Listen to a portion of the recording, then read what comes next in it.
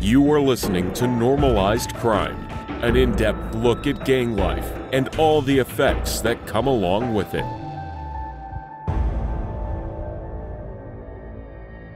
Hey everybody, welcome back to another episode of Normalized Crime. I'm Eric.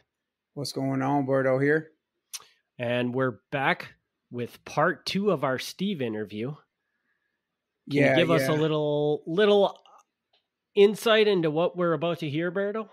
That first part, man, I think was pretty eye-opening. The second part is, believe it or not, it's kind of a step up. And I would agree. and I think that's mostly because you start to see how evil these situations can become, and just, you know, how fine the line is, man, between being on the right side and the wrong side of, you know, potential murderers, man, killers. And you know, I think in this episode it sheds a lot of light on not just, you know, the most common theme that we always talk about, which is why you should stay away from these organizations, you know what I mean? But, you know, also on the reality that, you know, once you're there, you know, you can kind of see these signs, man. You just realize that guys aren't always what they seem. And you put a lot of stock in the people, and no matter what, man, you're going to run into situations that, you know, pretty much, if you end up on the wrong side of them, it could be your life. You know what I mean? Any day, every day, for that matter. And yeah, man. So I know you listen. I know you're probably chomping at the bit to get the rest of this out. So yeah, I was.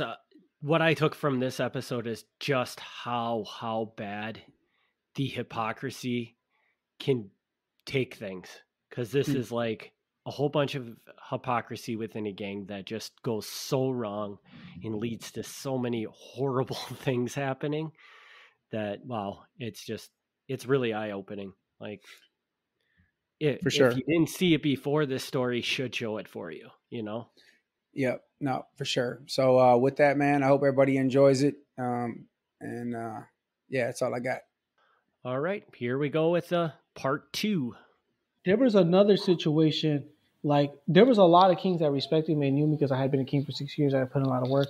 There was a situation that really like turned everybody against me in the hood. Like against you? Like, against me, bro. There was a murder in my hood, right? A king did it, right? And the cops knew about it, so they were looking for him. Me and some other kings, we hit him in Indiana. And long story short, he was a really young dude. And he went schizophrenic over it, bro. Right? And when I say he was young, he was like 16, bro. So he committed murder at 16. He's basically like in a safe house. You know what I'm saying? It was a trap house, but it was his safe house. And he's just hid away, bro. And he's wanted by the police. He was like a mama's boy, you could tell. So like he was really scared, dog. You know, the cops are looking. He's facing life in prison. He committed a murder. So he was under a lot of pressure. Right. Long story short, this nigga he break, bro. Mentally speaking, he went schizophrenic. So we collectively, me and the dudes that were like hiding him, we turned him back to the hood because the hood basically asked us to hide him. So we turned him back to the hood, but when we get him back to the hood, you know, he's schizo. Right. So they're like, yo, what the fuck did y'all do to this dude? What the fuck is y'all problem? You know what I'm saying? Imagine you give me a dude to go hide that's, you know, on the run from law enforcement for murder. And I return him like, yo, I could no longer hide this dude, and he's crazy. You know right, he's retarded. You're like, yo, what the fuck did you do to this dude? Are you fucking stupid? Right? Well, I turned him back a few weeks later, a week later. I don't remember the time frame, but it was really, maybe it could have been a week, 2 weeks later. I go to a meeting, and at the meeting, they're like, check it out. You're leaving this meeting with dude. there's no ifs or buts about it. Like you can't walk out this meeting without him, right? And you got to smoke this dude, right? Take him, take him out to the woods somewhere, find some woods and take him out and, put him out of his misery. Right. Okay. So I know where we're going, and I just want to throw it out there now. Right. So this is a more accurate description of the episode that I did on this topic. I mentioned this earlier, being able to have it come full circle and really, understand it in detail, real time, you kind of you feel like you're there. Cause I remember the story, even when I was telling it, I wasn't doing it justice, but I remember when you told it to me, I felt like I was there and I was like, damn, like that's a real crazy situation to be in. So I'm gonna let you finish that, but just so all the, because we got a lot of people that listen, that have listened to probably every episode. And so they're familiar with a lot of different characters and situations. And so, yeah, so I'm looking forward to hearing it again. Let me hear it. Yeah. So, I showed up to this meeting. They said, you can't leave with this dude.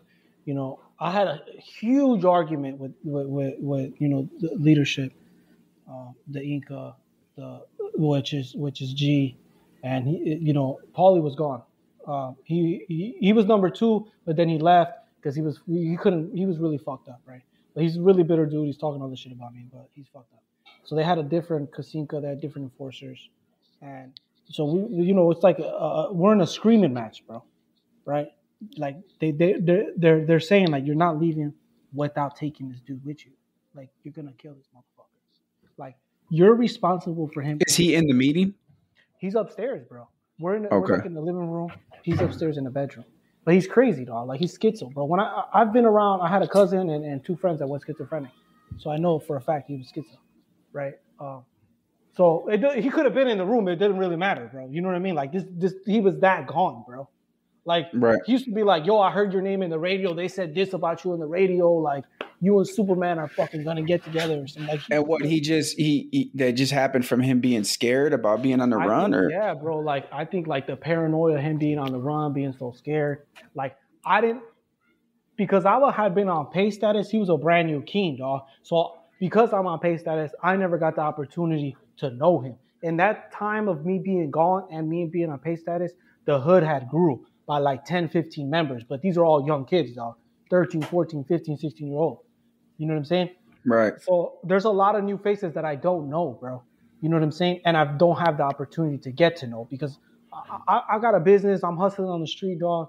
Like, I'm on the street hustling, dog. I don't got time to be in the hood, bro. Yeah, you're in a different level at that point. You're in a different stage. You're like, I'm not back when I was a kid and I'm in the hood every day with the pistol. You know what I'm saying? New king. You're in a new king stage. Yeah. So when they asked me and these other 2 guys to take him, he didn't know us, dog, beyond seeing us at a few meetings. You know what I'm saying? So maybe it was that he's with people he don't know. He's wanted for murder, dog. Like, I don't know much about his background. I can just tell you he was 16, dog. You know what I mean? Imagine yourself at 16, you committed murder. You know the cops are after you. And you're facing a lot of fucking time, dog. Like, that shit is terrifying, bro. Yeah. That's a lot to handle, period. Imagine being 16 and be able to process that. Obviously, he wasn't able to. And that's why I say, like, his mind broke, bro, and he went schizophrenic. You know what I mean? I think the paranoia got to him and his shit just broke, bro, and he went schizo. You know what I mean? Yeah. I don't know if he has, like, prior history. You know what I mean? He was prone. Like, I don't know, dog. You know what I'm saying? Right. All right. So what... So he goes crazy. I give him back. A week or 2 later, they go to a meeting and they're like, yo, you ain't leaving without dude, right? You leaving with him and you got to smoke him, right? So my thing was like, at that time, I've done prison time for work and a body. At that time, though. For what? For a body, for murder. Oh, okay. So you did time for one already. No, not already. I'm saying now, like like before I went to I went to prison, right? I'm out Right. now, but before I went to prison, I had already did a body, which I went eventually went to prison for, right? Right. Okay. Yeah. That's But what I'm saying. I had already done that body up until that moment, right? Right. So it's already lingering. Yeah, like this is something I already done, right? But at that moment, everyone in the meeting except one or two dudes didn't know about it, right? Like if you committed a murder, dog, or put in some serious work, like they didn't advertise it to everybody in the hood. Everybody didn't know about it, bro. Only Right. whoever was there or needed to know knew about it. You know what I'm Right. saying? So if you Right. committed if you committed a murder, dog, and I wasn't there or I wasn't number one or number two, I wouldn't know about it unless you told me about it, bro. Right. You know what I'm Right. saying? And Right. it was actively like told to everybody, like, don't tell anybody that doesn't need to know of the work you put in, bro. Because the more people that know, the more that you become a liability for someone to tell Right. on. See, and that's what's crazy, bro, is when we can look at the differences in how it is, right? So you look at the landscape here, like you're talking about, like where you're from, Chicago, right? There's a lot more people, there's a lot more members. So yeah, you're right. It's easier to kind of make sure that you keep it with who you keep it with. See, but when there's not that, like with us, for example, now that you change the landscape, we didn't have as many members, so our circle was really tight knit. So it was like our whole chapter, you know what I'm saying, at some points was our main guys, you know what I'm saying? So when somebody was shooting somebody, everybody knew, because 9 times out of 10 they were there, you know what I'm saying? Or you know what I'm saying? You Or went to just their house afterwards, or had left their house, right, or exactly, were with them before or after the fact. Exactly. Now, you know what I'm saying? Like, I guess this would be a better comparison. Like other chapters wouldn't know about what we had going on.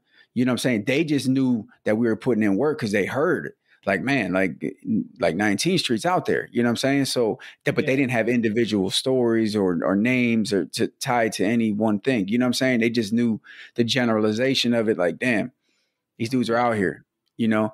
And so I know what you mean in that sense, but it's crazy how the landscapes are completely different. You know what I mean? Yeah, true.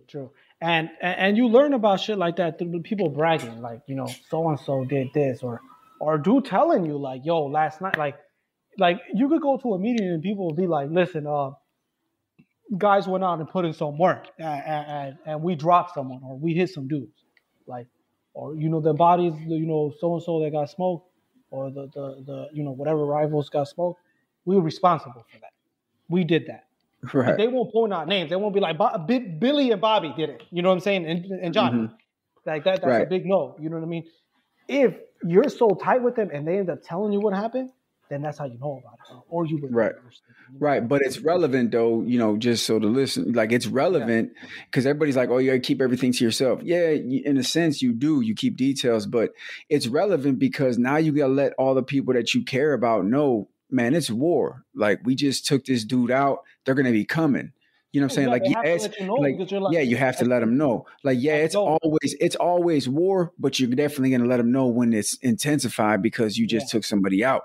You know what I'm saying? That's why it's important. When you take someone out or you shoot someone like in the hood, or you go to another hood and do it, you gotta expect they're gonna come and do something. They're gonna come and retaliate, bro. Right. And that's why, like, another reason other chapters knew about us, because we would let them know, like, yo, man, like, we blast these dudes over here. Like, just so y'all know, like, they're going to be looking for some guys. You know what I'm saying? Like, they're going to be looking for the guys because we shot this dude or whatever. We weren't giving them details, but it's like, it's almost a courtesy to let people know, a little bit ahead of time, like to be on point a little bit extra, because guys do get lax. You know what I'm saying? Like, because you're at war all the time, but then you go on living. But when it's like a heightened sense of urgency, it gives people a little bit, they think a little bit more. They think a little bit extra. Yeah, you got to be alert. You don't want to get caught slipping. Yeah. So when I show up in the meeting, there's like a lot of people there, dog. There's like 15, maybe 20 motherfuckers, dog. And these dudes are saying this in front of everybody. So in my mind, I'm like, bro, I even said it, like, bro, you asking me to go do this with all these motherfuckers right here gonna know, bro. Like, what the fuck is wrong with you? Right. Right? I said it just like that. Like, what the fuck is wrong with you, bro?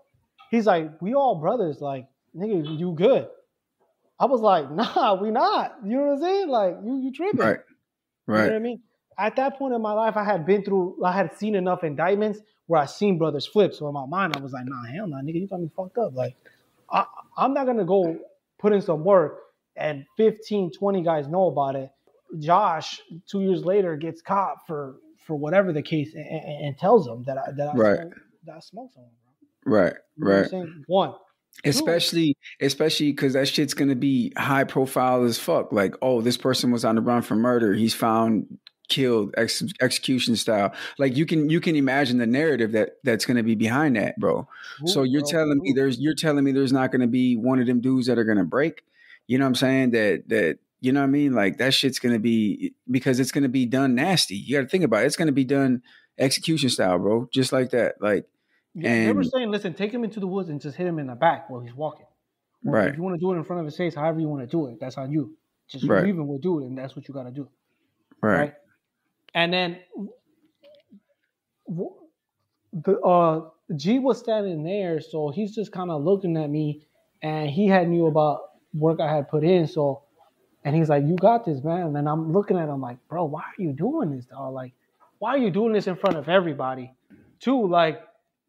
I think maybe they all felt the same. Like they didn't want to do this kid in, bro. You know what I'm saying? Like he was a kid, dog. Right.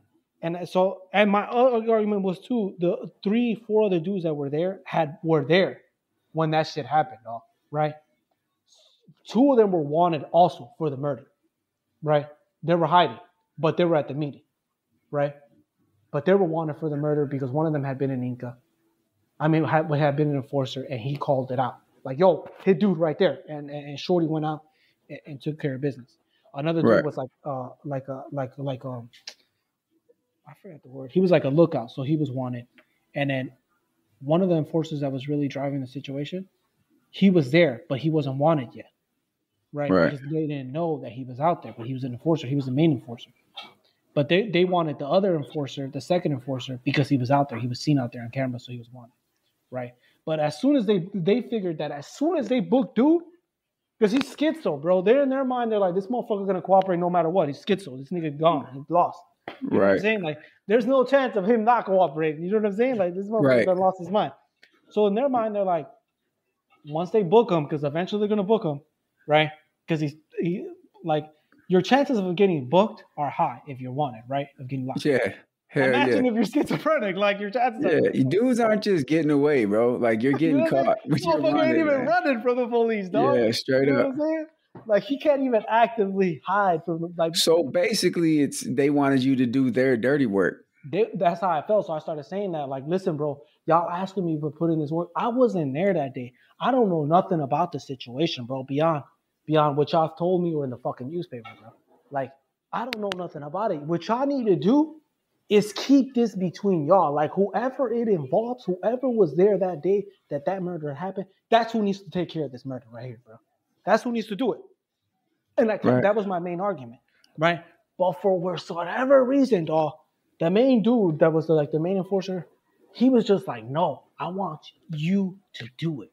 Like, and I'm like, bro, like, are you stupid? Like, you're expanding this more, dog. Like in terms of the liability, right? Long story short, they wouldn't listen. They made me leave with him, bro. Right? And these 2 other dudes. So we get in the car, and as soon as we get in the car, I'm like, listen, guys, that McDonald's that's right up there, I'm jumping out. We weren't in my car. So I'm like, listen, when we hit that McDonald's, that light right here, I'm going to jump out at the light. Don't worry about it. Y'all niggas do what y'all got to do, bro. I'm out this bitch. I want nothing to do with the situation. Right? Mm. So I think if I not said anything, they maybe probably would have went forward with it, right? Because these dudes were gonna call up and make sure, and you know what I'm saying, or maybe even show up like, yo, what's up, y'all took care of that, or what's up? What the fuck is y'all with? They even said, listen, I'm gonna call you tonight, and I'll call you if you haven't done it tonight. I'll call you in the morning and make sure it's done in the morning. Right. So maybe if I wouldn't have said nothing like, yo, drop me off right here, I'm gone, bro. Right. They might have went ahead with it. It might have happened. I don't know, bro. But when we got in the car, in my mind, I was like, I'm not doing it, dog. I'm straight. Like, I don't care the consequences. I'm good. Right. But when I said that, I feel like that because nothing was said in the car for like 5 minutes as we were driving, dog. And how many of y'all was it? It was 3 of us, dog, and the crazy and the schizo kid, right? That was smoke. So I'm like, nah, bro, I'm not doing this. I'm not going away. In my mind, I was like, someone's gonna snitch on me. I'm not going away for this shit. Fuck that shit. I was like, listen, bro, right now when we hit that light, drop me off. So that changed like the atmosphere in the car, bro, because everything had been quiet and they kind of changed it up. They were like, yeah, man, what should we do? All right, nah, don't jump out. Like, what should we do? His family had been looking for him, right? But they had been actively telling people like, listen, we want him so we can hide him instead of you guys hiding him. But the Kings had agreed not to do that, bro, right? So I was like, let's reach out to his family and see if they'll hide him, dog. You know what I'm saying? Right. Because basically these niggas want to smoke him because they don't want to hide him anymore, dog. And Right. a huge liability, right? We turn him into his family, bro. We reach out to his family. People talk to his family, whatever the case. And they're like, they desperately just want him back, bro. Like his mom was like going to the hood and literally crying to like Kings that she knew, like that scene on the street. She used to literally cry to them, beg them, like, please. Like she missed her son, bro. She's like, I'm gonna hide him. I'm not gonna turn him over to the police. Like, please. Have him call me. Like, I want to know he's like they thought he might have been dead. Like they figured that maybe the Kings had killed him, though. You know what I'm saying? Right. So like, and like his mom for weeks, bro, was doing this shit, bro. Like she was like badgering the Kings, dog. Like at one point, people were like banning her from the hood, dog. But I mean, imagine she's like a desperate mother looking for her son, bro. Right? And she hasn't heard nothing from him. Like literally, dog, we couldn't even let this nigga hold the phone because there was times where he broke down, bro, crying like, bro, please just let me call my mom, dog. Like, and like it hurt us. It hurt me when he asked me the few times he asked me or asked the other guys when we were like, we were hiding him out. Like, imagine, bro, like me coming to you like with tears in my eyes, like, bro, let me call my mom, please, dog. Yeah, that's crazy. I mean? Like that hurts you emotionally, dog. You know what I'm saying? Ultimately, we reach out to his family. We return to his family. His family hide him, right? That shit was a huge, big deal in the hood, dog. Like, and these two dudes kind of blamed it on me, dog. Right?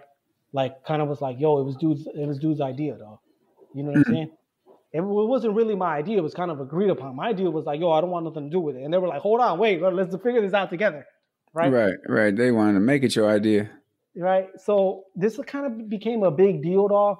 And like the group that had been there for that murder, them dudes had swayed in the hood at the time because they were in the hood every day, bro. I wasn't, right? So from that moment forward, there was already dudes that hated me and didn't like me. From that moment forward, because of that, everybody hated me in the hood, dog. No one liked me, right? But outright, they didn't come after me. Like I didn't even get a violation for that, bro. Nothing happened. Like. And so it was like really odd situation where I was like, damn, like, because I was like, they're going to fuck me up for this.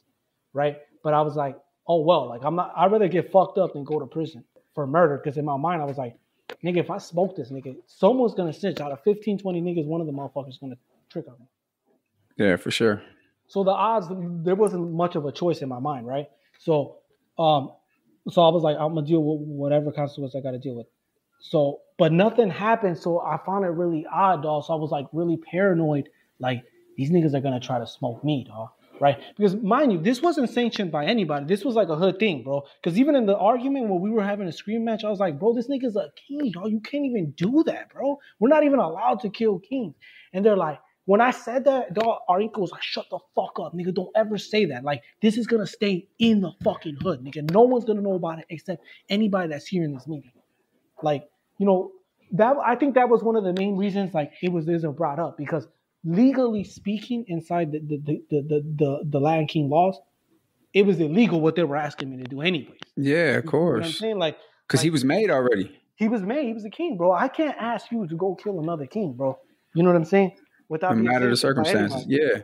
Right? Yeah. What's the on what grounds? So you know on what grounds could you beat my ass for not killing them? Mm-hmm. You know what I'm saying? Yeah. So they were kind of in a tight situation where like they couldn't do nothing to me for it, but they didn't like me for it, right? Well, so no one really liked me. Like maybe like 2-3 weeks passed. No one's talking to me. I'm kind of just like waiting to see like what's gonna happen, right? And these 2-3 weeks, I started like hearing rumors like one of my best friends was like, "Hey, bro, this nigga Paulie came over here, right, to one of his businesses and was like, what's up? We're gonna call me over and let's smoke his bitch ass, right?" I'm like, damn, dog, right? So I heard this from like 2 different people, and that G knew about it, right? So Yeah. like, damn, they're gonna try to do me in like they were gonna do the kid, right? Well, Right. I'm kind of like paranoid, right? Well, anyways, there's a meeting. They make it mandatory for everybody to go. Me and my boy show up. One of the dudes that was with me, that we agreed not to kill dude, right? So we go to this meeting, right?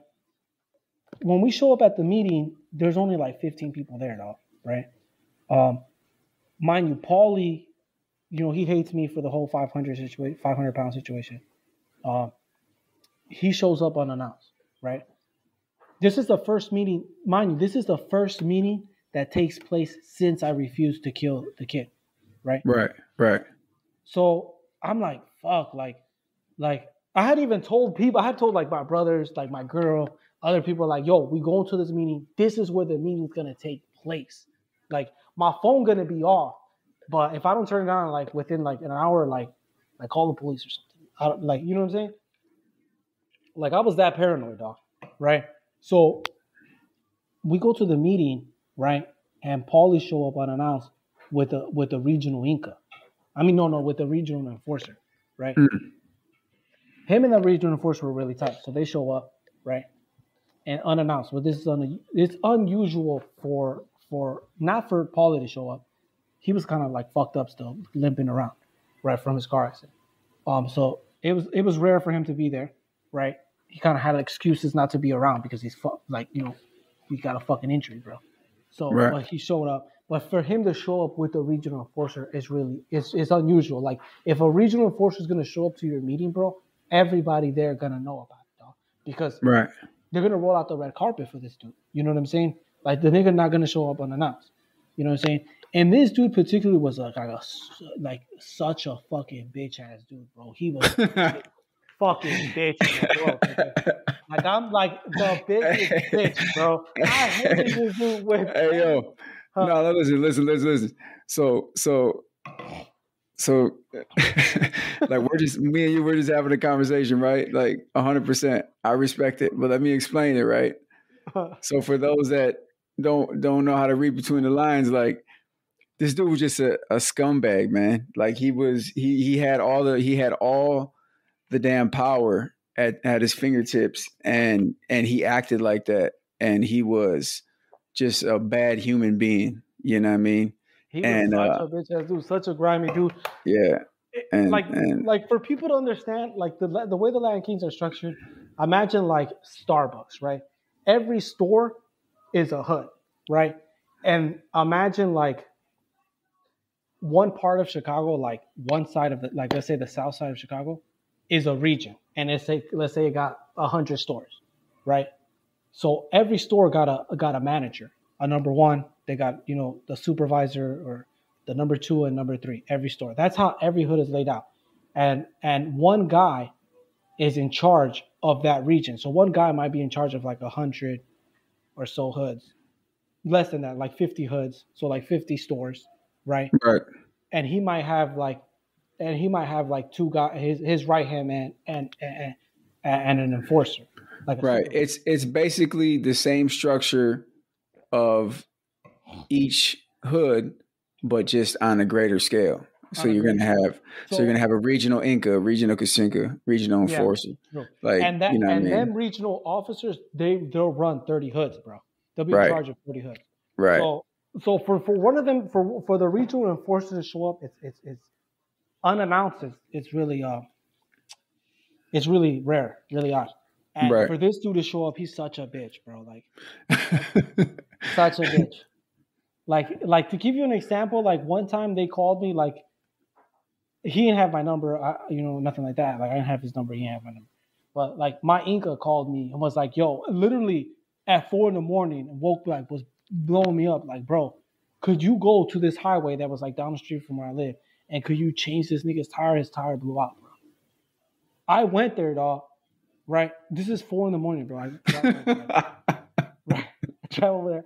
This nigga's just standing there, sitting me, watching me sit and change the tire, dog. Like, he too good to help me. One, the jack I had was fucked up, right? So, like the car he had was kind of really low to the ground. My jack was fucked up. I couldn't get it under there.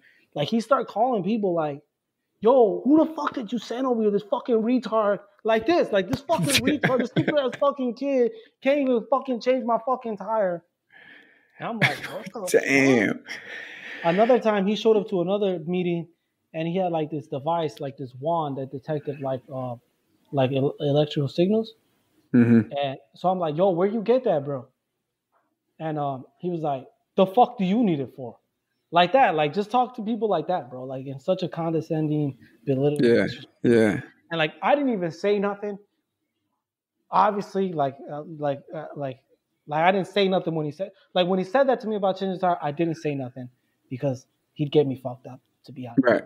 Right. And when he said that, when I asked him about the little device he had, obviously I didn't say nothing for the same reason. Right. Yeah. That's how it is, though. You know what it is. Yeah, and he's gonna flex. You know he's gonna flex. Like that's what they wait for. That's what they want. Listen, I literally seen 2 different people, bro, literally question him and he fuck him up on the spot. Like literally, like argue with him or try to question his authority. Fuck this nigga up. And they look, and people will. I seen a situation where he said, "Fuck this nigga up right now. Take him to the back and fuck him up. Give him 3 minutes." And everybody stood there for a second, was like, "Is this nigga for real?" He's like, "Motherfuckers, I said fuck this nigga up, or all you motherfuckers are getting fucked up." And obviously they hurried up and took the dude and fucked him up. Right. Like he was such a bitch. Anyway, so he shows up with this, and he's a big fat bitch, by the way. Big fat, sloppy dude. Like I hate this dude. Anyway, so he shows up with this dude, and immediately like, G, he's number 1 at the time, and mind you, Paul and G are first cousins. They're like best friends. They're like in sync and everything, right? Well, so G's kind of confused that Paulie showed up. 1, not telling him. 2, that he's with the regional officer, which G had beef with, bro. That's why him and Paulie were switching up, like shuffling positions. Like that was the main reason. G and the regional enforcer had beef, so that's why he kept stepping up and stepping back, like in terms of like being number 1 something for me once, and because he ain't want to deal with dude. He ain't want to deal with dude, bro. Right? He was hard to deal with. This was like a common thing. Everybody knew this. He kind of looking like, why the fuck is he here, right? So Double G tried to like carry on with the meeting, try to open it up and go on, and maybe like I don't know, a few minutes in, like they let him speak for a few seconds, and then like the regional enforcer just cut him off. Like, all right, man, shut the fuck up already. Like that. Like, all right, man, shut the fuck up already. I'm tired of hearing this shit. So check it out. You, G, are no longer number 1. Now, the number 1 now is Paulie. That's what's going on.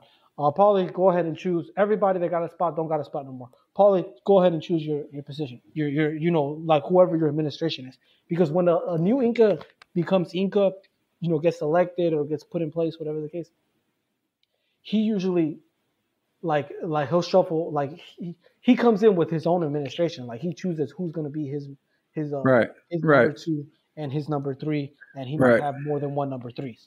You know what I'm saying? Yeah. Depending on the hood size, right? Right. So obviously like G tried to argue with dude.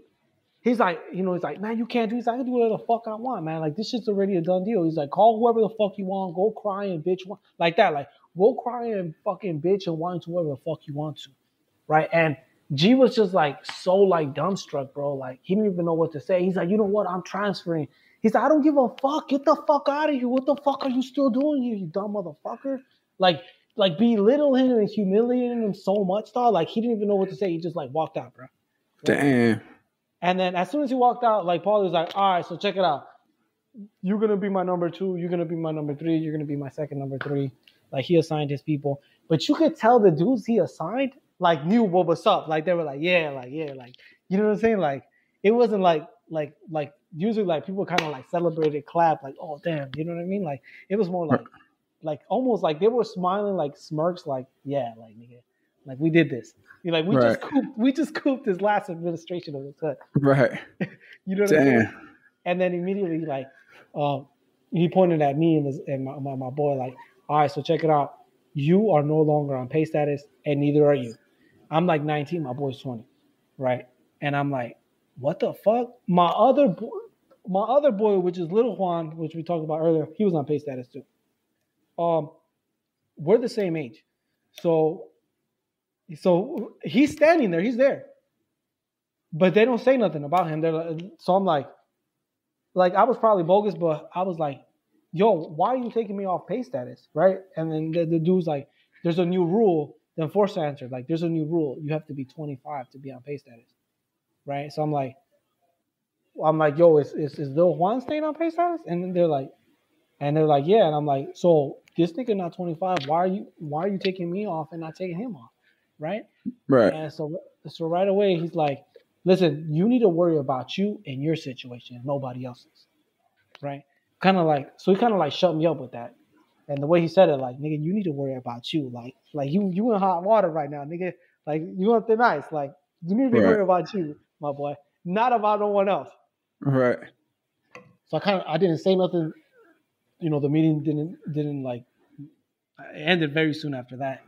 And that was that. Like, we jumped in my car with my boy, and we did. And my other boy that I had kind of was like, yo, why did they take him off status? Like, outside, he was like, damn, nigga, why you put me on blast, whatever. I was like, yo, what's going on, dog? What you know that I don't know? He's like, honestly, I don't know shit. He would have told me, though, because someone else had told him, Paulie had actually told him also, like, yo, wanted to set me up to smoke me, and he had told me. So I know he would have told me if something like that, something fishy that he knew about what's going on, he would tell me, because he told me that Paulie was like actively trying to find a way to smoke me, right? Right. So he said he didn't know nothing, so we left, right? This is like a Sunday, right? Well, the following weekend, right, on a Friday or Saturday, I had a party to go to, and this wasn't a Keen party though, bro. This was like a regular Neutron party. Neutrons, if your viewers know, are just like people that are non-gang affiliated. They're non-gang members, right? Right. I think I mentioned them before. So I'm going to. It's in the King hood. They're not people and shit. I mentioned that kind before. That kind of people. Yeah. The Mudbloods. Nah, yeah, Neutrons, man. They have a role though, man. You know, they're around. So this is like a regular party, non-gang affiliated, but it's in King hood, right? And some of the people that were there knew Keens or whatever, are cool with Keens, but you know, they're not affiliated. Anyway, so me, my boy that I've mentioned before that was on pay status, his name is S. Me, S, we're going, and this other Keen that I was cool with, he was in good standings with everybody. His name is Pollo, right? He was a good Keen, but he hung out with us all the time. But he was really involved with nothing, no beef, no major situation. He wasn't in bad standing though. He was guilty literally of just hanging out with me, right? Of being real cool with me. So we go to the party, right? The following weekend, right? Me and my boy ass are kind of like, we're kind of a little bit paranoid because of the coup that just happened in the hood. The main dude that doesn't like us, Paulie, runs the hood, and there's like, and G ain't there to hold him back, right? Right. So we're like, damn, what the fuck, right? So we pick up Pollo, right? I was driving. We pick up Pollo, and when Pollo gets in the car, he starts telling us like, yo, if y'all need some weed or help me move some weed, he got some pounds from another king, right?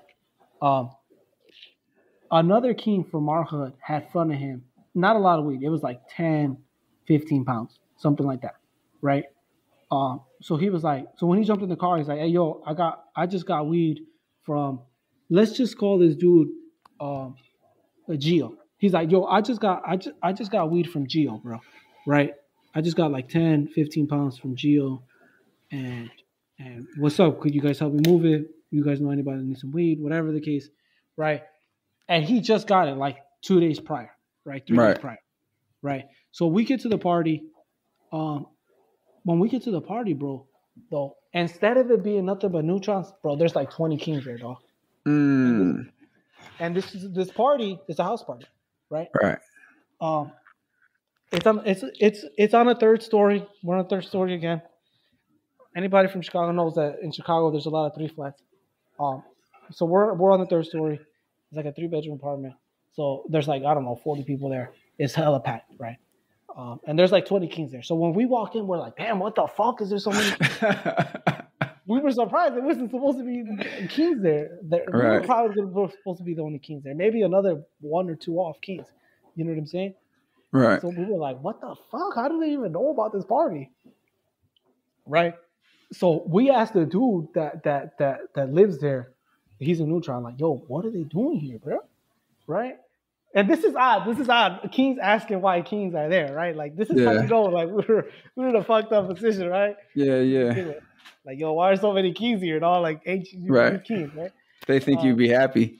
Yeah, right? So dude that owns the apartment, he's like, no, I don't know. They just showed up, bro. And he like a neutron. He grew up in the kinghood, so he kind of scared of the kings, dog. For good reason. Even though he's good with the kings in terms of like everybody knows him, he grew up in the hood. He's not associated, but this nigga seen murders, seen shootings, knows what it is. Like he's more than eager to being good with the kings. He's not, you know what I mean? He never be on the wrong side. So he like when they showed up, he wasn't gonna be like, nah, y'all can't come in. Right. They showed up like, yo, you having a party, bro? We coming in. He was like, all right, you want a beer? You know what I'm saying? Yeah. Right. Like, hell yeah. Right. And we asked him like, yo, what are they doing here, bro? And he's like, I don't know how they knew about this party. So as soon as we walk in, bro, right, the two enforcers, the 2 dudes that were enforcers, immediately come up to us, all 3 of us, and start talking shit to Boyo, like, what's up, motherfucker? You jacked Gio. And right away, me and S got in the way, like, because they were hella aggressive, right? We're like, wait, calm down, dog. Like, they were ready, like, they were like pointing their hands in his face, like they were ready to fuck him up right there on the spot. But because me and S got in the way, like, wait, what was y'all talking about? And they're like, this dude Boyle jacked Gio for some weed, and we're like, so Boyle like, nigga, what are you talking about, bro? Gio just gave me the weed 3 days ago. He fronted me the weed on credit. And they're like, so they looked a little confused themselves when he said that. And we're like sticking up for Boyle, like, nah, bro, he just told us about it.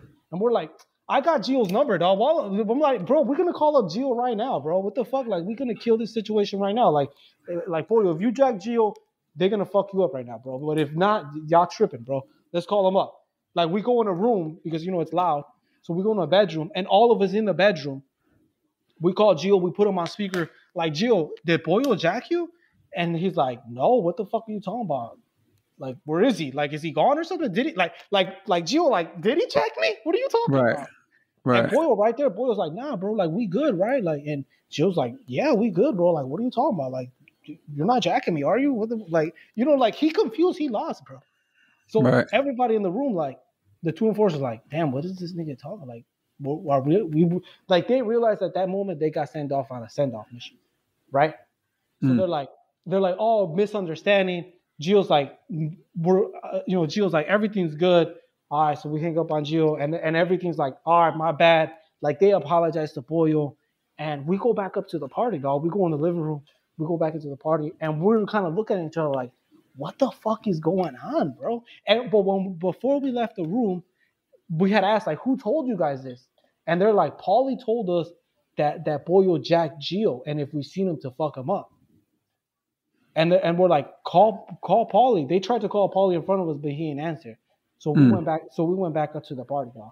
So we in the living room, like, what the fuck? And I'm texting Paulie, like, yo, bro, what's up, dog? Like I text him directly, like, yo, what's up, bro? This nigga, these dudes are these 2 enforcers. Their 2 enforcers are saying that you saying that that Boyle jacked Gio, what's going on? But he just texted me like, I don't know what you're talking about.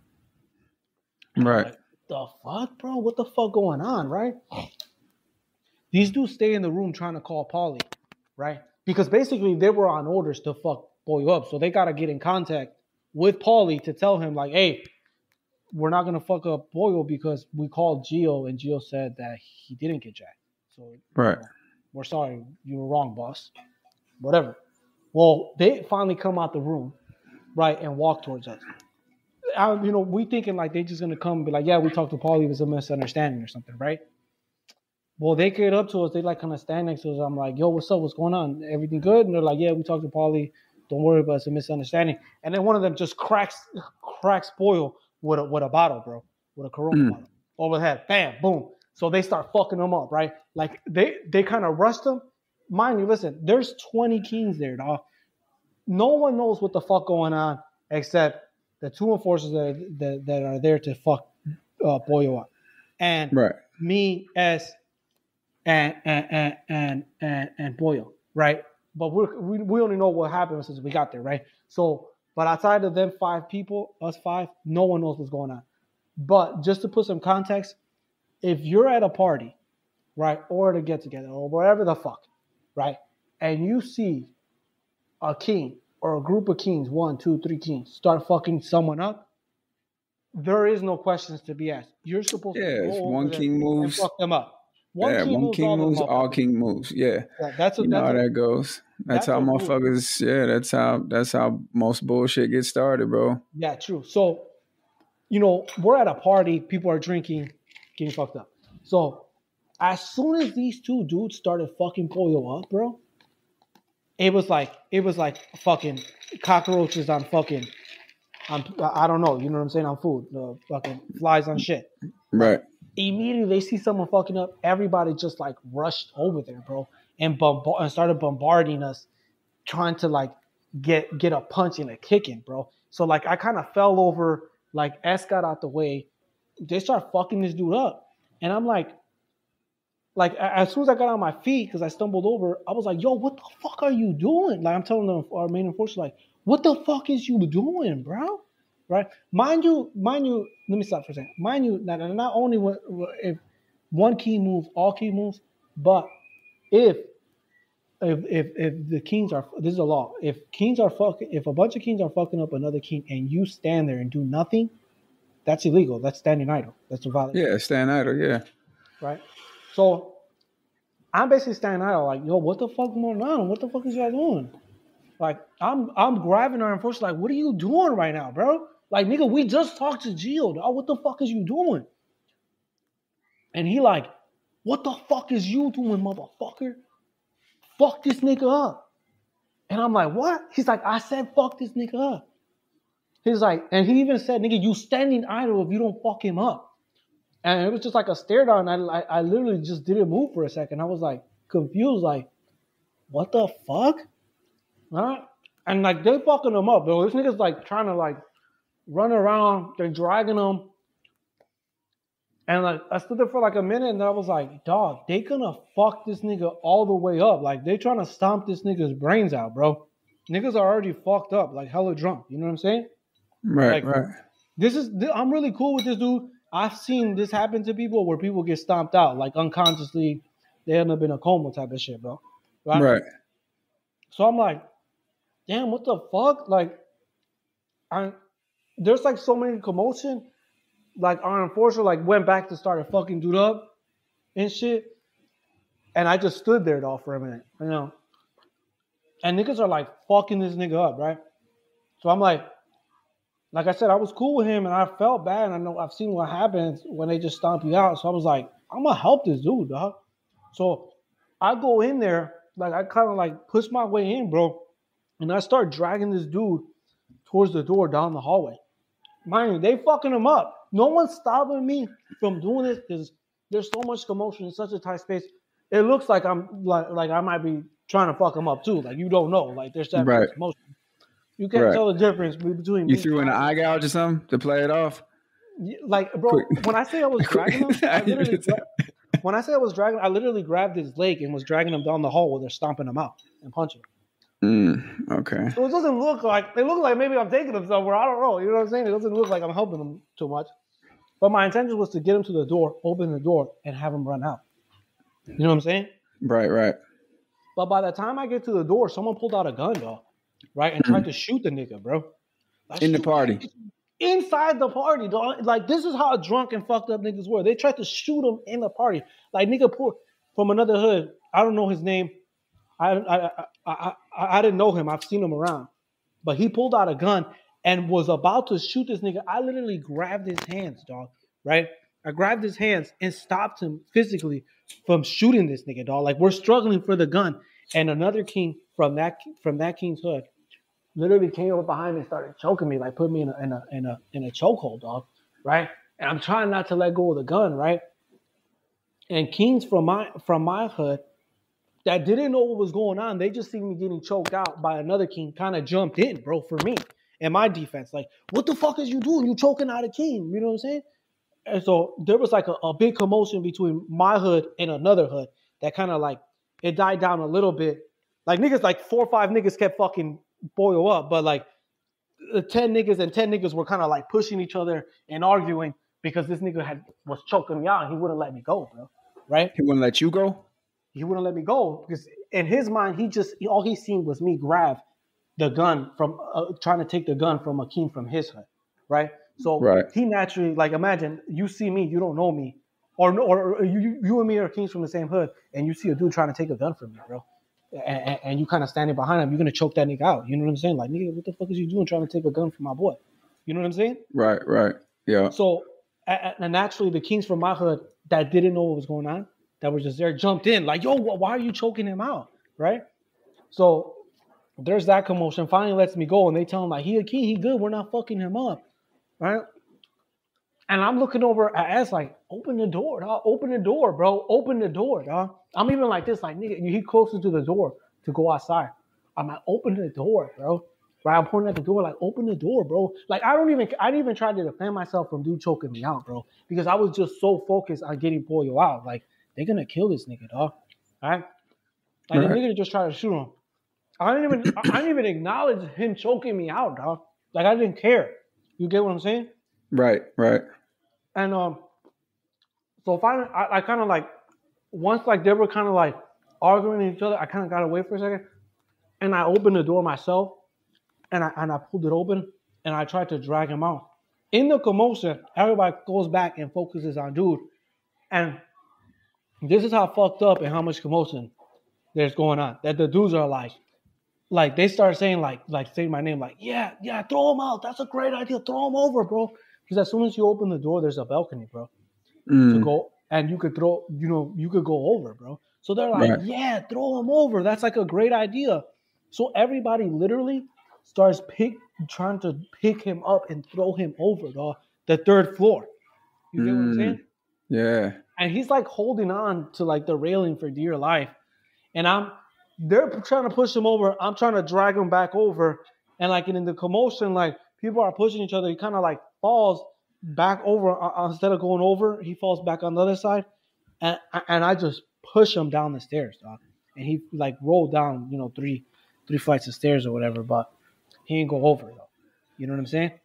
And I kind of like walk down there and just leave. That's a lot of flights of steps to fall down though. No, he got fucked up for sure. He got fucked up. Yeah. But it's better than going over the top. Yeah. Going over the top. Yeah. He would have been really fucked up. He would have. Yeah. He probably don't survive that. Like 2-3 niggas went outside and kept trying to fuck him up, but he was able to run off. So I go outside, jump in my car, and I start driving around looking for this nigga. I find him. I go back up and pick up S. And we dip off. Right? I'm like, dog, what the fuck happened? Like, right? And I'm telling her, like, why didn't you jump in and help me, bro? Like, and dude's just like, I was scared, dog. I'm not gonna get fucked up. Right. Like, I don't even know why you helped this nigga, dog. You let him get fucked up. Dog, and I swear to God, mind you, S and Boyo are way cooler than me and Boyo are, dog. Right. Like, they really tight, nigga. Right. And and he was like, nigga, I don't know why you jumped in for this nigga. You stupid. So let this nigga get fucked up. Damn. But they didn't know why, though. He didn't know why, though, right? Yeah, none of us are coolest. So we're just trying to call Paulie because he's the number one. And we're like, nigga, what the fuck happened? Finally, I get a hold of him. And I'm like, yo, bro, I told him what happened. And this nigga act cool as though. I was like, yeah, I don't know. I'm going to call. He's like, let me make some phone calls and find out what happened. They weren't supposed to do that, bro. like that, like cool about it. Anyways, long story short, this nigga never called back. We keep calling him, he don't answer. Me and S are like, dog, let's go back to the party and try to talk to people and see what happened. Right? This is like 2 hours later. And so we're like, yeah, let's just go back. Like, we'll drive around, we'll go back there. And if there's not a lot of cars there, we'll go inside. Right? So we go back, we go inside, and the dude that owns the crib, that owns the apartment, like when he sees us, bro, this nigga's like terrified, bro. He's like, bro, you gotta leave, dog. Get the fuck away from my house, dog. Get the fuck away from my apartment. And we're like, bro, what the fuck is wrong with you, dog? Like, why? He's like, you just gotta leave. Please leave. We're like, nah, dog. Like, what's going on, bro? Like, why are you so terrified? There was this other king there he was a little younger than me. He was really cool. I was really cool with him.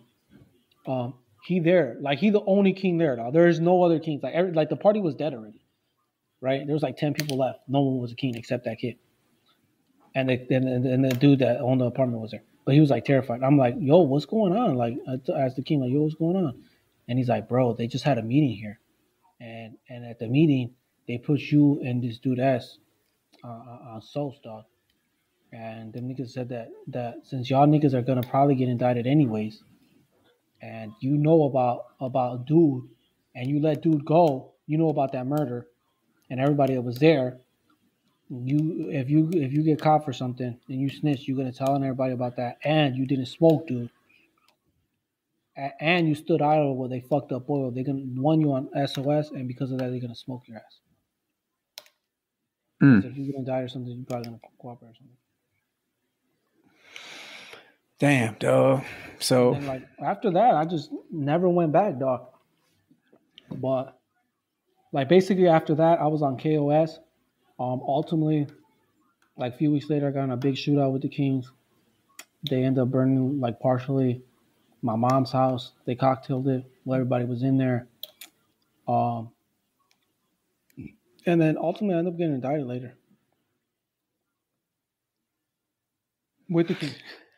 Damn, bro, it's crazy, dog. Like, you know, when you try to put that shit into a timeline perspective, man, people, it's hard to really get the gravity of it. I know it, you know what I'm saying? Because I can understand the pressure of it, the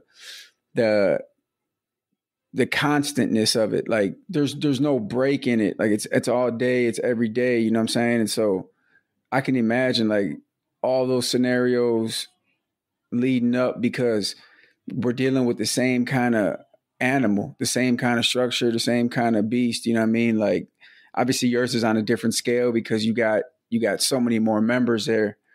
And to an extent, obviously you have access to your regional Inca. I mean, your regional Inca. Like we did, but we'd have to come down there. Like we'd have to come down there in order to really talk to. I know right before we got indicted, though, the regional Inca ended up being from Waukegan. So it was easier to have access to him. That was in 2005. So, yeah, so that was fucking... But, yeah, there's a lot of differences, man. I just think about, you know, like the listeners, it's easy to hear a story. But, man, that you know, living that shit daily, bro, like, you know what I mean? Like, you talk about moments in your head where you're like, damn, man, like it's life or death all day. You know what I'm saying? Every day. And it's like, you're in survival mode and shit. It's not like you got, you know, access to just go to different places. Like, this is where you're from. You know what I'm saying? And Sure. That shit's crazy, bro, to think about, man, like how the people that, you know, they throw the fist to their heart, you know, I'll die for you. Grow up with, y'all, like in a heartbeat. Like, there was dudes that I grew up with, that I went to school with, that I knew like most of my life, that they weren't in the hot spot with me, but they knew me all their life, and they just stood by there. They didn't say nothing. They was just like damn, like that's fucked up. That's happening to you. Right. I feel bad for you, but I'm not gonna say a word for you either, though. Yeah. So, I mean, you know, it's another prime example, man. You shed light on just exactly what what we'd like to talk about, man. Just the hypocrisies in the lifestyle, like just how the favoritism and, bro, you just end up on the bad end of something and you know what I mean? Like you get turned on, you know, everything you ever dedicated your life to, that shit don't mean nothing no more. You know what I mean? Like you could have died any day, bro. Think about that. Like in 6 years of being active, like you could literally die any day. Like you got all these dudes trying to kill you. You know what I'm saying? Like, and then at some point that none of that shit means nothing. You know, that's a pretty paper thin belief system. You know what I'm saying? Like the shit that people profess is completely different than what they actually do. Nah, man, I think this was a good conversation, man. This is a good conversation, a good eye-opening conversation, able to shed some light on a bunch of shit. And I'm sure we could probably go on back and forth for, you know, hours, man, just talking about different stories and different shit and how they all intertwine. And you came in a little bit after me, right? So yeah, because figure when I got indicted 05, you came in when 08? No, I went 2011. No, when'd you become a king? Oh, like 2003. 2003. Okay, yeah, I came in 2000 2001 I became a king. Yeah. So the few times when I came down there, you I don't know if you would, yeah, you wouldn't have been around yet. Cause this is like 02. And then probably in 03 though. Plus, I was a kid. Like I was Yeah. just a regular kid, regular street soldier. Right. You know what I'm saying? Yep. All right, man. Well, look, I'll wrap this up, man. I'm sure at some point we could probably get together and talk about some more. I'm sure the listeners will enjoy this one. You know what I mean? A little bit more of long form content. You know, I like that. I like the way that goes. People got something to listen to while they're at work. I know I love doing that. You know what I'm saying? I'll just be vibing out, listening to different shows. Sure. So yeah, man, it was definitely good talking to you. I appreciate you coming on. Thank you for having me on, bro. I appreciate it. Yeah, and we look forward to people to know like what goes on, what truly goes on from the inside, and get an understanding like why people end up joining gangs or getting caught up in gangs, and like what is really like. Yeah. And then to show the you know what I'm saying, to show the underbelly of that beast, you know, to the people that don't know, you know what I mean? Because True. It's easy to get involved, bro, and before you know it, you knee deep in shit, but you know, deep in shit, and you're like, damn, what the fuck? Like, yeah, how the fuck I get here? Or like, this is way more than I signed up for. Yeah. You know what I mean? And just like it's kind of like, you know, a lot of neighborhoods are just like infested with gangs, and like it's just like an everyday story. Like it is, man. I mean? And that's with every gang. Yeah, like our story is our story. It's unique to us. You know what I'm saying? Because you know we share the same organization, but it's a generalization for sure, man. We just talking about street life in general. You know what I'm saying? Whatever the case is, whatever block is, like it's all targeted in the same way, you know, in some form or fashion when it comes to recruiting and kids not understanding really the gravity of what they're getting into, you know, and it's all relevant, man. It all matters. So definitely, man, this was a good one, and we'll definitely do this again, man. So with that, I'll close this out. Yeah, so that's part 2, man. Pretty powerful, some pretty powerful stuff there. I got a lot of different things that I think of when I hear those stories. And right out the gate, man, I think, you know, just because it was closer to the end of the episode, I want to mention it right away. You know, just talking about how that guy G, right? He's the Inca. You know, when he talks about how the regional enforcer just came in and stripped him of his spot, right? I, you know, for the whole interview, when he talked about the guy G, I always uh envisioned my old Inca J, you know, be just the kind of person he was, you know, like, you know, he was a leader, yeah, but he had his own, you know, bullshit with him.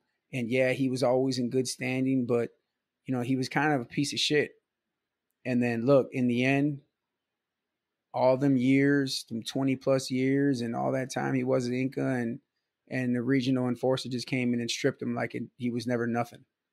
I think that was one of the most crazy standout parts for me in the whole second half of the interview.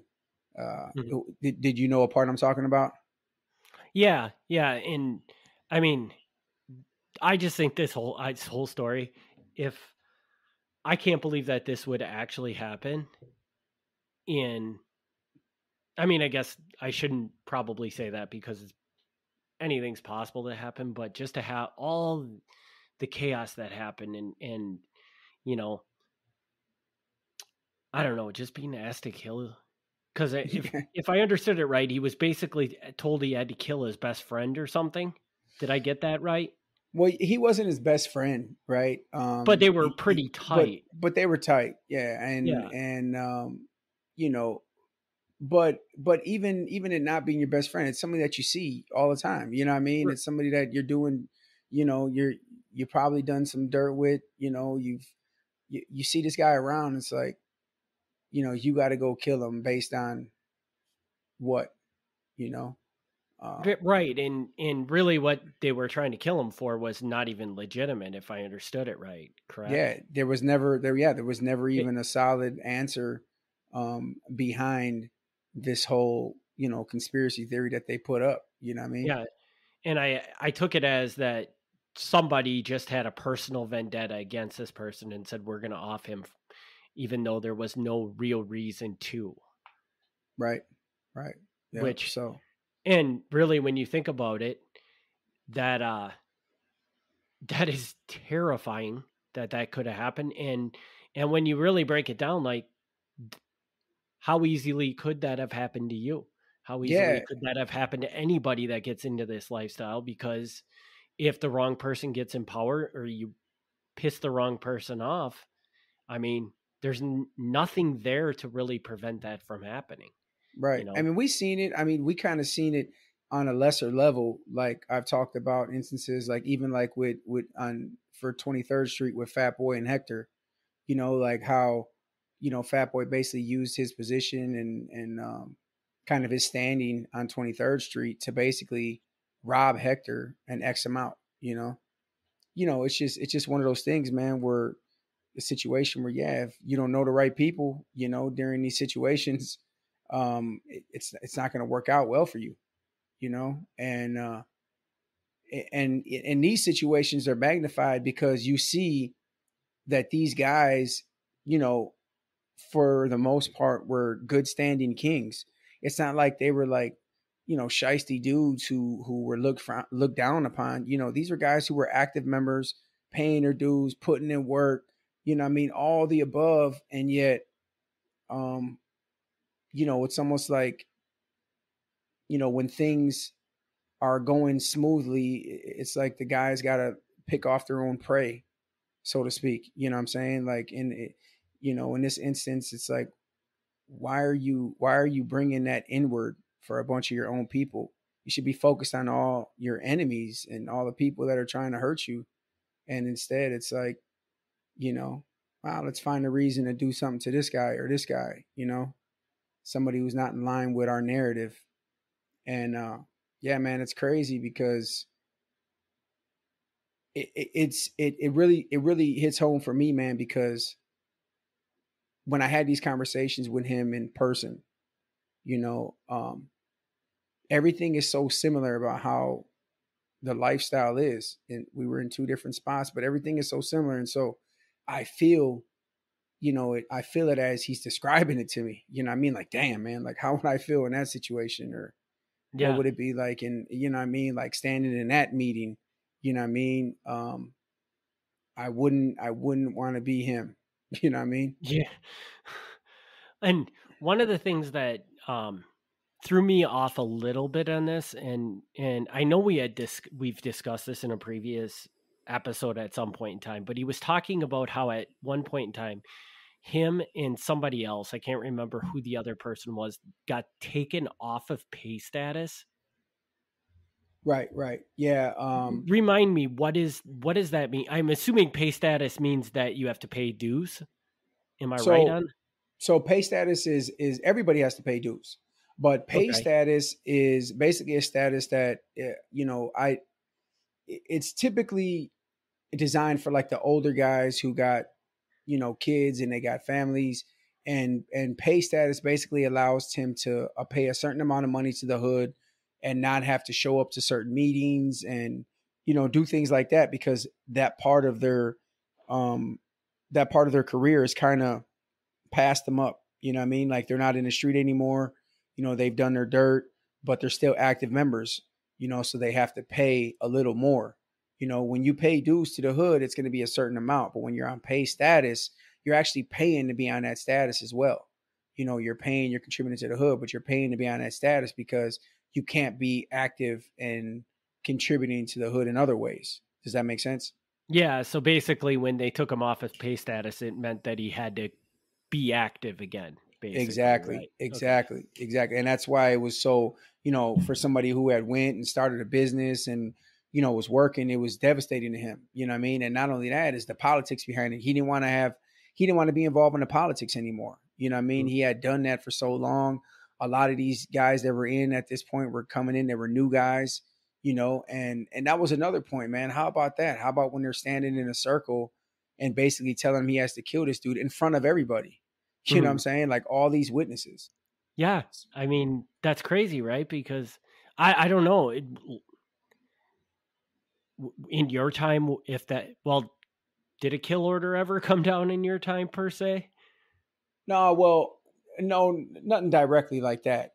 Um, and and I think I even discussed this with him on the episode during the interview, um, where our our dynamics were different in the sense that he's in this circle, with all these guys, most of whom he's not with on a day-to-day basis Mhm. because there's so many members. You're not with those guys every day, compared to my situation where I'm standing in a circle with guys that I'm usually with every single day. And so it was more common in my situation for guys to know about, you know, quote unquote work to be putting in, because we were always together. 9 times out of 10, those guys were with me when I did it, or I was with them when they did it. You know what I'm saying?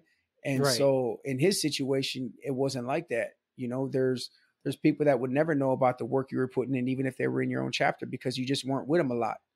And Mhm. so, it's just crazy, the differences and the dynamic, but it's so similar in, in so many, in every other way. You know what I mean? Yeah, and I think you've mentioned this before on previous episodes, but like if you went out and did something and per se you come back to a party or whatever and there there's people there that weren't with you, it's not like one of these things where you would just be broadcasting that, oh, I just shot this guy. Yeah, It was no. kind of hush hush because you didn't really want everybody to know about it, right? Yeah, no, it wouldn't be like that. Now, you know, if I'm being honest, if the person at that party when I came back was Tim or Toot, Well, yeah, you would have yeah, told like them. obviously they're gonna know, you know what I'm saying? And then to some extent the rest of the guys will know too, but on a different level, Mm. and what I mean is we'll let them know just for general knowledge so they know, like, hey, yo, one of these dudes got smoked over here, so be on point with these guys. What I mean, they're probably gonna be coming for us. It won't be, yo, Berto did this over here. You know what I'm Yeah. saying? It won't be nothing like that. It'll just be like, hey, yo, man, just so you know, like one of these dudes went down. So watch out. You know what I mean? Mhm. So yeah, it's like that, bro. It's subtle. It's you would still know without knowing.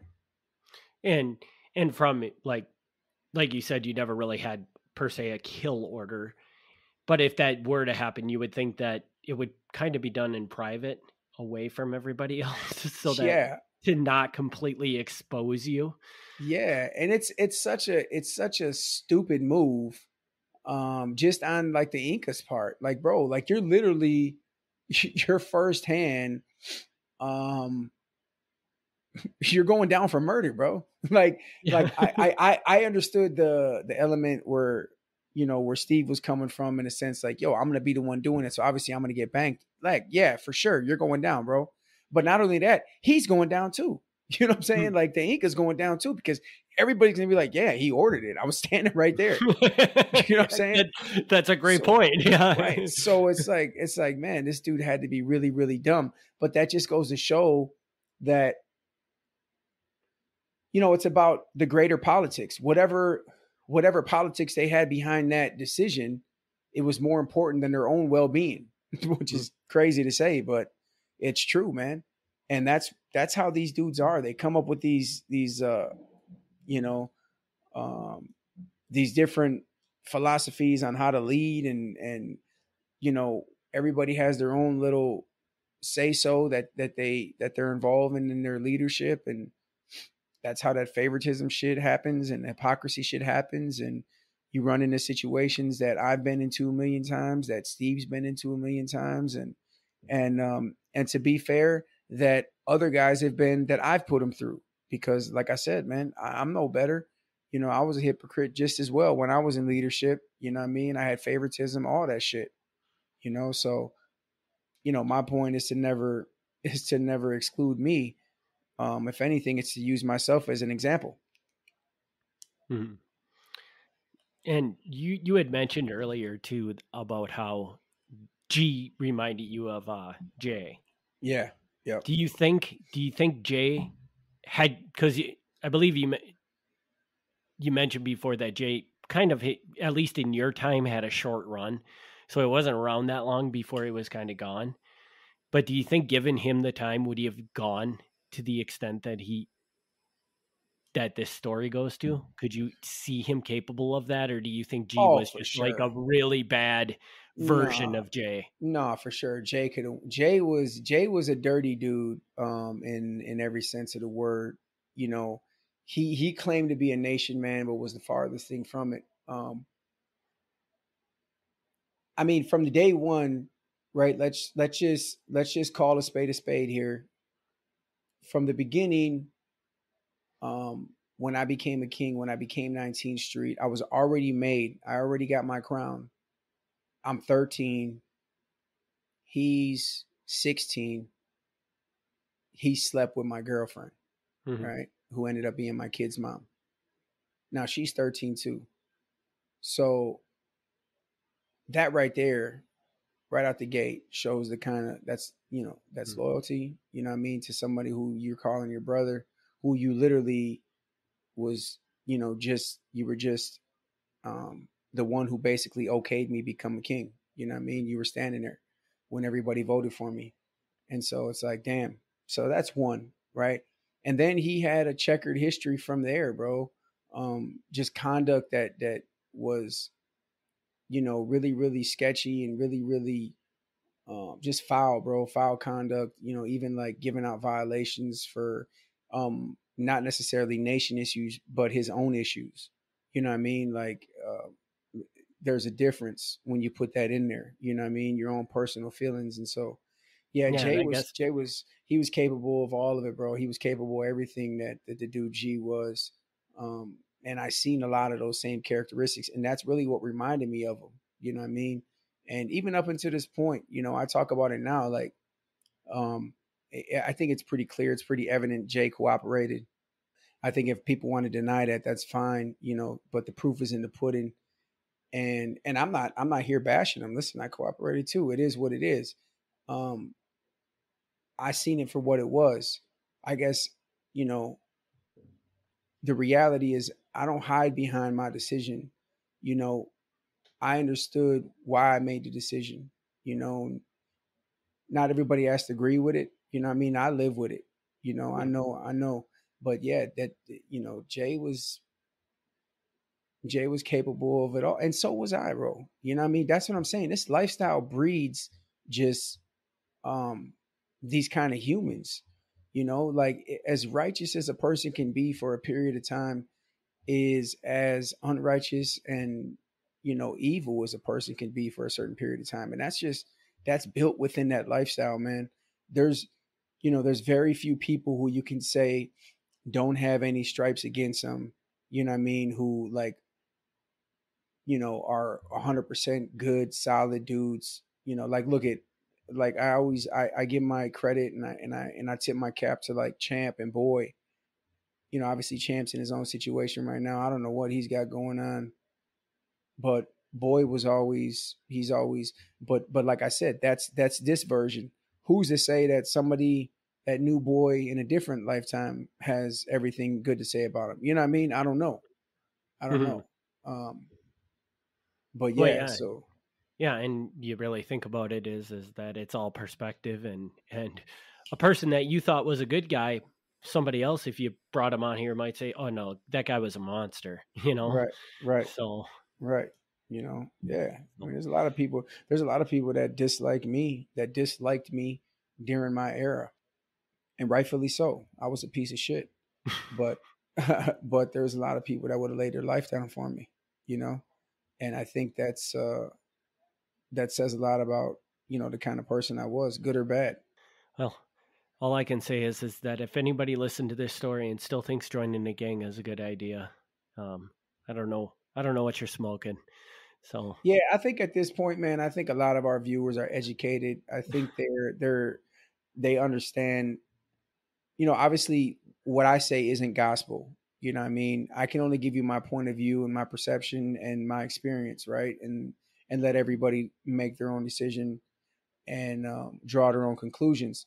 But with that being said, I think a lot of people now, they have a good idea of what's real and what's fake, and what was real and what was fake, and now, I like to think that they listen in to hear, our perspective and you know um and our view on these different situations and different people. You know what I mean? Like, I think at this point we've earned a little bit of credibility with that. You know what I mhm. mean? Where it's not just about um it doesn't just have to be about us spreading one message.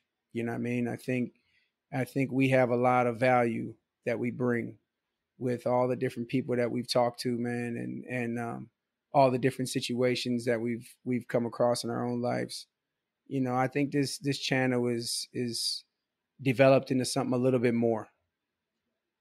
It's just it's a place where you can really hear what that life is like, and For and sure. and Raw and maybe, uncut. Yeah.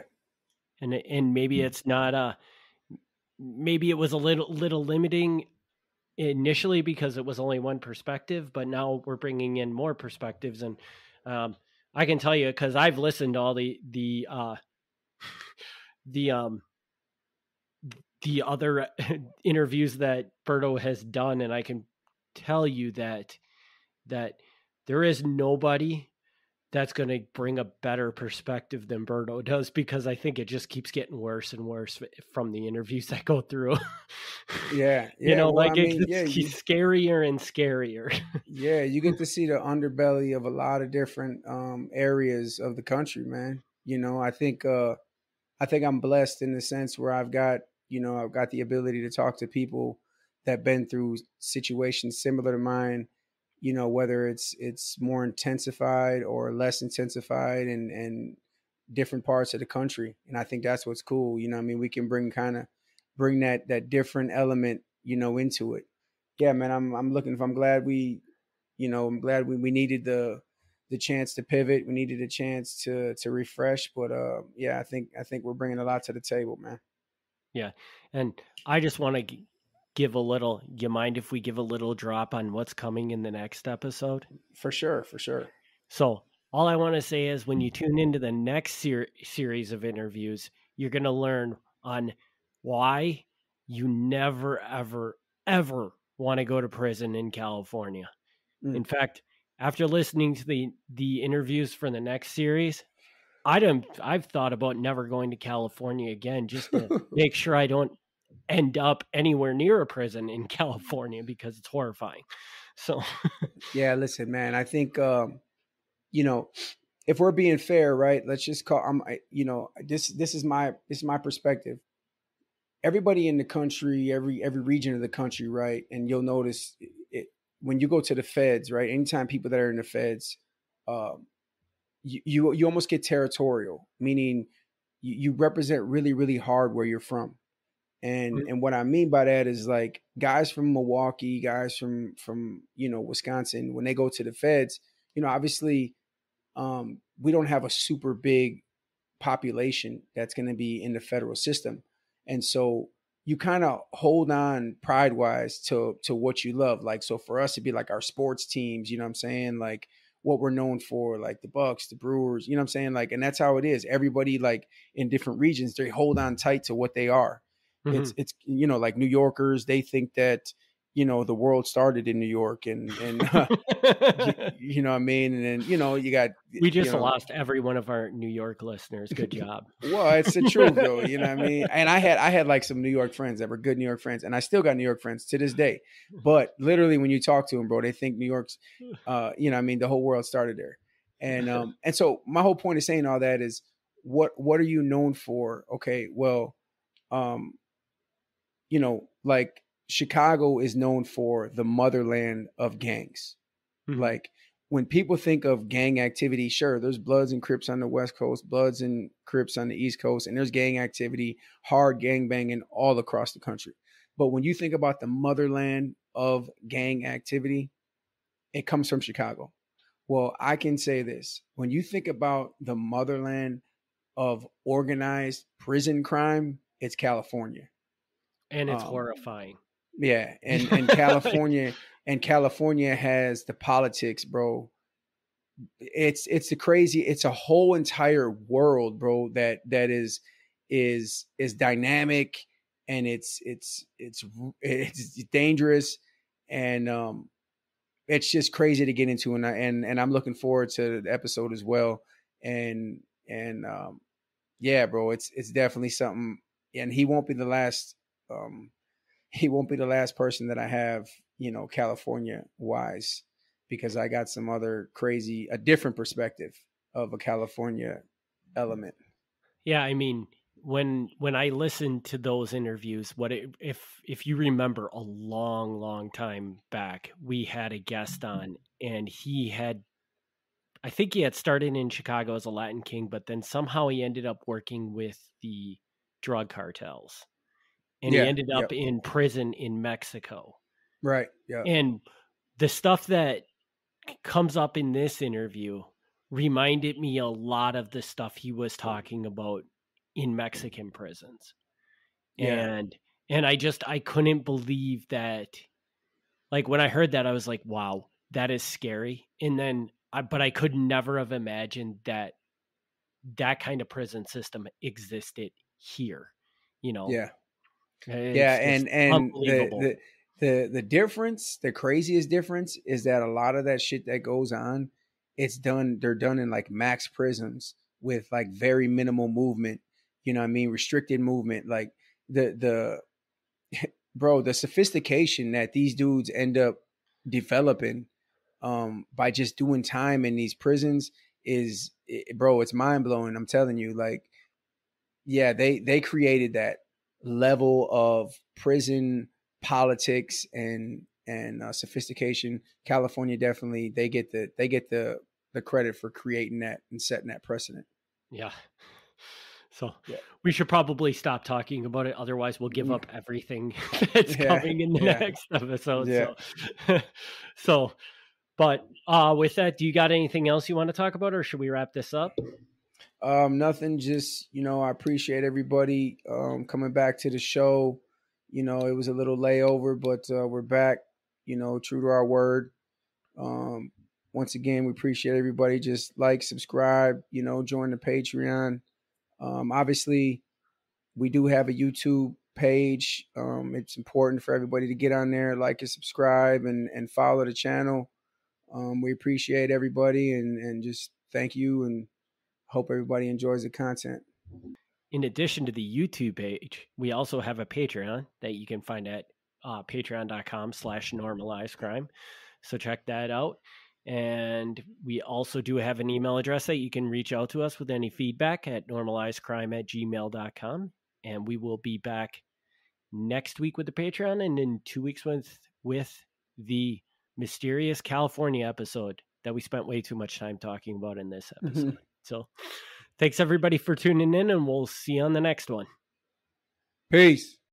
Thanks for tuning in to Normalized Crime. Stay tuned for the next episode.